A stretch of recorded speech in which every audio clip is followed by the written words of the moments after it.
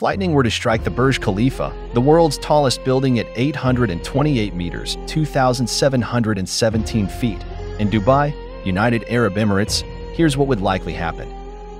1. Lightning Protection System. The Burj Khalifa is equipped with an extensive lightning protection system designed to safely conduct lightning strikes to the ground.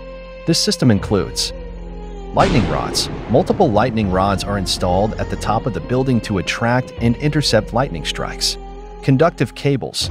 These cables run along the exterior and interior of the building, providing a low-resistance path for the lightning current to travel.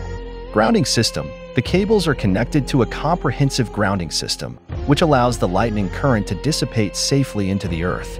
2. Potential damage. Even with the lightning protection system, a direct lightning strike on the Burj Khalifa could potentially cause some localized damage, such as electrical surges. The massive electrical current from the lightning could potentially cause surges in the building's electrical systems, potentially damaging sensitive equipment or electronics.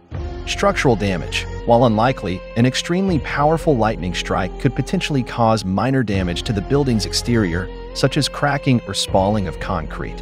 3. Safety measures. The building's lightning protection system is designed to ensure the safety of occupants and minimize the risk of fire or structural damage. Additionally, the building's emergency protocols would likely be activated, which may include evacuating affected areas or taking other precautionary measures. It's important to note that the Burj Khalifa was designed and constructed to withstand extreme weather conditions, including lightning strikes. The building's lightning protection system is regularly inspected and maintained to ensure its effectiveness in safeguarding the structure and its occupants. If you enjoyed this video, please take 2 seconds to like and subscribe.